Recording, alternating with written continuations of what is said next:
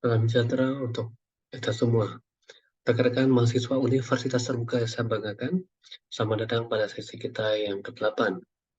Pada sesi kita yang sebelumnya, kita sudah membahas sebuah topik yang sangat penting terkait memotivasi karyawan untuk menghasilkan produk yang berkualitas. Nah, pada sesi ke-8 ini, teman-teman nanti akan melihat ada beberapa poin penting terkait pemasaran yang berorientasi pelanggan. Kita diharapkan nanti bisa membahas beberapa hal berikut. Yang pertama terkait apa itu analisis bauran pemasaran. Yang kedua, kita bisa memahami pasar bisnis ke bisnis.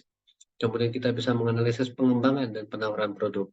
Selanjutnya, kita bisa melihat bagaimana cara menganalisis dari hidup produk, tujuan penetapan harga, bagaimana menganalisis harga berdasarkan biaya, permintaan, dan persaingan. Berikutnya, Anda akan bisa menganalisis dan bisa menjelaskan peran antara grosir dan retail, kemudian kerjasama dalam sebuah sistem saluran, kemudian kita bisa menganalisis promosi, dan yang terakhir Anda bisa menganalisis bauran pemasaran itu sendiri. Ya, oke, teman-teman, pada bagian pertama nanti Anda silakan membaca gitu ya pada bagian pemasaran dan bauran pemasaran. Apa yang dimaksud dengan bauran pemasaran? Nah, pemasaran kalau Anda lihat ada banyak definisi yang dibuat oleh para ahli ya.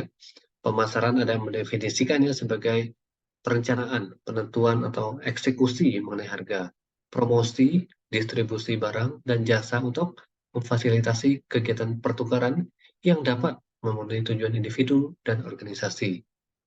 Nah, pemasaran ini tentu memiliki tujuan.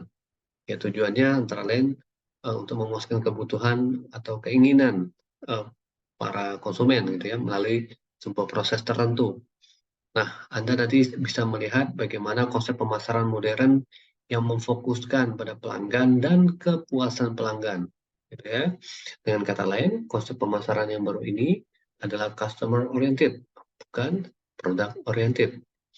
Kegiatan pemasaran minimal itu melibatkan dua pihak, pembeli dan penjual.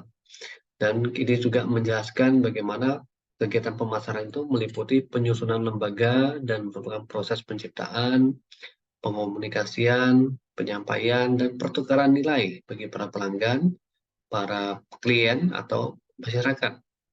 Nah, di bisnis modern ini, teman-teman, tujuan pemasaran itu bukan hanya mendapatkan keuntungan tentunya ya, tetapi ada tujuan-tujuan lainnya, yaitu menerapkan kebijakan pemasaran yang lebih modern, bisa mengembangkan kebijakan, menetapkannya untuk mencapai hasil yang terbaik. Nah, nanti Anda bisa dalami lagi di modul-modul Anda.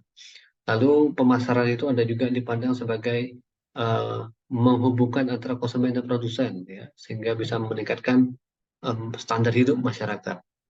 Nah, di satu sisi juga akan mendapatkan pendapatan nasional dan bisa meningkatkan kesempatan kerja dan sekaligus membantu penjualan barang yang berlebihan di satu negara ke negara lainnya yang membutuhkan.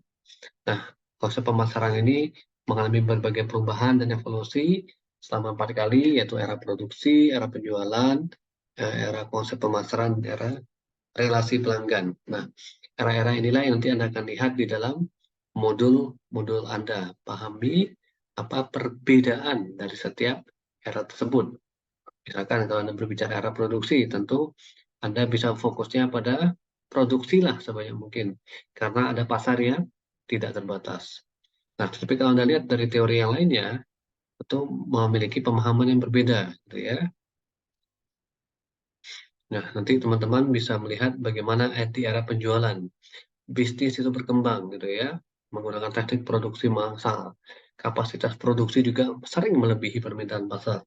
Oleh karena itu, bisnis mulai bergeser filosofinya, gitu ya, dari penekanan pada produksi menjadi penekanan pada penjualan di arah penjualan. Jadi perusahaan itu banyak mendorong kegiatan penjualan, membuat iklan, mendorong pelanggan itu supaya membeli produknya yang tersedia. Nah, di era konsep pemasaran, Anda bisa lihat ada 3 bagian penting, yaitu bagaimana orientasi pada pelanggan, orientasi pada pelayanan, dan orientasi keuntungan. Ada 3 hal penting gitu ya. Nah, diharapkan pada sesi era pelanggan, nah ini menjadi era sangat penting juga gitu ya, karena pelanggan bisa mendapatkan kepuasan atau tidak dari produk yang dia konsumsi atau dia beli, gitu ya. Ada nilai value apa yang didapatkan oleh para pelanggan. Nah, kalau kita lihat dari segi yang lainnya, teman-teman, di bagian berikutnya terkait pasar bisnis ke bisnis, itu juga menjelaskan bagaimana bisnis ini, pemahamannya, konsep pemasarannya itu tidak akan berjalan dengan baik tanpa ada pemahaman, gitu ya, dari para pemasar mengenai apa, di mana, kapan, dan bagaimana pembeli akan melakukan pembelian. Nah, ini sangat penting konsep dasar ini ya. Karena konsep pemasaran tradisional itu menekankan pada usaha memberikan kepada pelanggan hal yang mereka inginkan atau butuhkan. Kalau pemasaran modern itu lebih fokus pada memperkenalkan kebutuhan para pemangku kepentingan, gitu ya, dan berusaha memuaskan mereka. Nah, ini konsepnya berbeda, gitu ya. Jadi banyak stakeholder yang terlibat. Nah, selanjutnya nanti Anda bisa lihat bagian yang tidak kalah pentingnya setelah bagian ini di modul Anda itu bagaimana terkait pengembangan produk. Pengembangan produk itu penting.